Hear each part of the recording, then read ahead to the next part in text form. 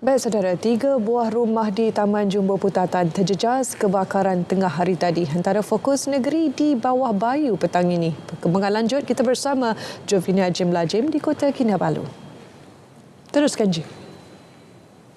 Baik, Ifa. Tindakan pantas anggota Jabatan Bomba dan Penyelamat Malaysia JBPM berjaya mengawal kebakaran daripada merebak di kawasan perumahan Taman Jumbo Putatan tengah hari tadi. Ketua Balai Bomba dan Penyelamat BBP Putatan, Nur Syeriana Buhari berkata, pihaknya yang menerima panggilan pukul 12.29 tengah hari tiba di lokasi 6 minit kemudian. 35 anggota dan pegawai terlibat dalam operasi pemadaman yang turut dibantu anggota BBP Kota Kinabalu dan penampang. Kebakaran melibatkan 3 buah rumah. Dianggarkan untuk rumah pertama ni 100%, rumah kedua ni 80%. Kemudian rumah ketiga ni dalam 10%. Kita berjaya kawal awal, tidak melibatkan sebarang kecederaan ataupun kemalangan kepada anggota dan juga orang awam lah. Nur Syeriana ditemui RTM selepas operasi pemadaman dijalankan. Operasi ditamatkan pada pukul 2 petang tadi. Tiada kemalangan jiwa dilaporkan dan punca kebakaran masih dalam siasatan. Kerajaan negeri komited bekerjasama dengan organisasi masyarakat Cina sebagai rakan dalam kemajuan dan pembangunan pelbagai bidang. Ketua Menteri Datuk Seri Panglima Haji Jinor berkata, masyarakat Cina di Sabah telah lama memainkan peranan penting dalam pembangunan ekonomi, perdagangan, pendidikan, budaya serta kebajikan sosial. Gabungan Persatuan Cina Sabah FKAS antara yang menyokong kestabilan politik bagi memastikan pembangunan ekonomi dan kemajuan negeri. Justru Dato' Haji Ji percaya dengan sokongan kukuh yang diterima, Sabah akan sentiasa berada di landasan yang betul di bawah pelan pembangunan Hala Tuju Sabah Maju Jaya. Beliau berucap dalam Pesta Angpau FKAS 2025 di Dewan Hakar. Teks ucapannya disampaikan Timbalan Ketua Menteri Datuk Seri Panglima Dr. Joakim Gun Salam. Majlis diserikan dengan kehadiran Yang di-Pertuan Negeri Tun Musa Aman dan isteri Toh Puan Faridat Husin. Sementara itu, Tun Musa berangkat ke Ibu Negara pagi tadi bagi menghadiri mesyuarat Majlis Raja-Raja ke-268 di Istana Negara. Mesyuarat 2 hari itu bermula Rabu ini. Pelaksanaan dasar gaji minimum RM1,700 sebulan berkuat kuasa 1 Februari 2025 dilihat sebagai langkah signifikan dalam meringankan beban pekerja serta meningkatkan kualiti hidup rakyat. Keputusan itu turut memberikan kelegaan kepada pekerja di ibu kota yang berhadapan peningkatan kos sara hidup. Memang kerajaan ini dia pembangkit kepada perubahan. Tetapi kita kena lihat juga di peringkat swasta ataupun persendirian ini, kos ini sebenarnya sama juga. Across the board semua akan merasa. Dan kita harap pihak swasta juga melihat keperluan ini. Ini merupakan satu yang sangat pihak pekerja harapkan, tunggu-tunggu. Kerana kita nak bergerak menjadi negara maju ni. Jadi bila menjadi negara maju, pendapatan kita mesti stabil. Jadi bila keadaan stabil, maksudnya proses ekonomi itu akan berjalan dengan lancar dengan baik.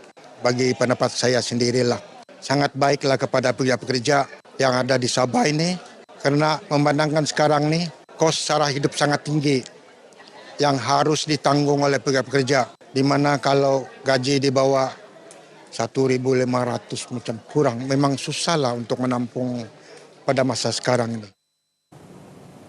Daerah Suk bakal menikmati kemudahan perbankan pertama dengan pembukaan cawangan Agrobank tahun ini. Bank milik kerajaan itu turut menyediakan bantuan keuangan kepada petani, penternak dan usahawan agro di bawah dasar Kementerian Pertanian dan Keterjaminan Makanan. Aliran wang tunai ini dia agak rancak dan aktif di kawasan Pekan Suk sebab ini satu kawasan pekan yang sedang membangun dan baru-baru ini telah diluluskan di naik taraf sebagai daerah penuh. Maka sukacita pada tahun ini kita akan pertama kali mewujudkan cawangan di bank yang pertama di Pekan Suk iaitu Agrobank yang dijangka akan mula pengubahsuaian bangunan tersebut dalam beberapa bulan ini. Dato' Arthur yang juga ahli Parlimen Pensiangan ditemui media selepas merasmikan sambutan Tahun Baru Cina Agrobank 2025 di SJKC Chengmeng, Ansip Tengah. Selama ini penduduk Suk perlu ke Pekan Keningau sejauh kira-kira 40 km untuk urusan perbankan. Pada 2020, sebuah mesin juruwang automatik ATM dipasang di Pekan Suk untuk memudahkan penduduk setempat mengeluarkan wang. Jabatan Hal Ehwal Agama Islam Negeri Sabah Jahins akan melaksanakan program khatan perdana 2 kali setahun bermula tahun ini. Program kali pertama dilaksanakan pada bulan Januari, manakala program berikutnya pada suku kedua tahun ini. Memandangkan ianya mendapat sambutan yang begitu baik di kalangan Bipoti dan juga mualaf dan yang sekitar Kota Kinabalu ni. Jadi kita akan buat dalam 2 kali setahun lah. Sekarang ini kita buat bulan Januari. InsyaAllah selepas suku kedua nanti, antara bulan 6 sampai bulan 12 tu, kita akan adakan pada tempoh berkenaan lah. Dato' Jumain ditemui RTM di Ibu Negeri.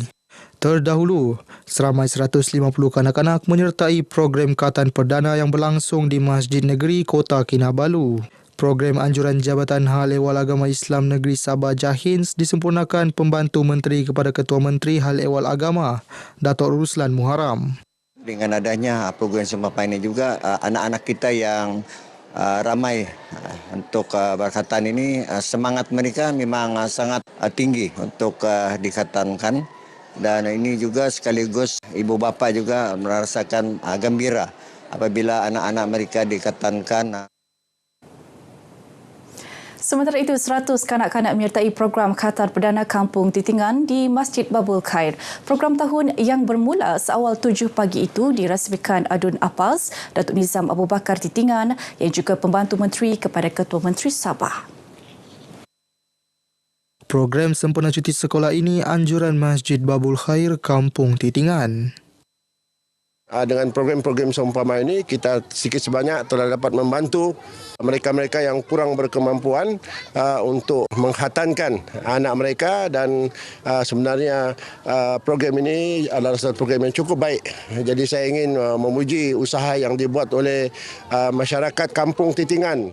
Di Tuaran, 62 kanak-kanak program berkhatan beramai-ramai di Masjid Nur Falah, Kampung Mengkabung. Program secara percuma itu menjadi salah satu platform mengeratkan hubungan silaturahim di antara komuniti setempat. Kalau kita lihat impak positifnya banyak kepada ibu bapa. Kalau kita lihat sekarang ini untuk kita bawa anak-anak pergi berkhatan, perlu ada appointment doktor dan perlu ada sedikit wang untuk kita buatlah. InsyaAllah akan kita teruskan program sebegini seberapa kerap yang boleh. Tujuan utama juga kami membuat berkhatan beramai-ramai ini adalah membantu kepada orang yang kurang berkemampuan. Kita makmurkan masjid dan kita meramaikan. Pelajar tahun akhir program Bakery dan Pastry Kolej Vokasional Keningau, Ashraf Daniel Anwar antara 20 penerima geran dan program bimbingan Yayasan ASEAN dengan kerjasama TikTok. Ashraf bersama 19 belia dari pelbagai negara ASEAN menerima geran serta bimbingan selama 6 bulan bagi menghasilkan kandungan Asian Life Creators for Change program. Menerusi program itu, Ashraf akan menonjolkan elemen tarian dan makanan tradisional serta penulisan karya seni. ASEAN Life Foundation ni, program ni kami perlu buat 6 bulan. 6 kali setiap bulan dan 6 bulan. So 6 bulan tu memang kena ada banyak aktiviti, banyak things yang kami kena tunjuk, banyak benda yang kami kena buat lah. Ashraf ditemui RTM selepas menjadi tetamu rancangan 34 Je segmen Bahngam Melatu Sabah FM. Beliau bertekad memanfaat peluang itu untuk menghasilkan kandungan secara langsung bagi mendidik serta memberi motivasi dan inspirasi mengenai isu-isu sosio-budaya tempatan. Ia diharap dapat memperkenal kepelbagaian kebudayaan negara ini kepada masyarakat ASEAN. Baik, sekian perkongsian dari negeri di bawah bayu. Terus ikuti berita wilayah untuk lebih banyak perkembangan semasa dalam negara. Kembali bersama Ifah dari Sungai hingga Segara, Palestin pasti merdeka. Baik, terima kasih Jovi.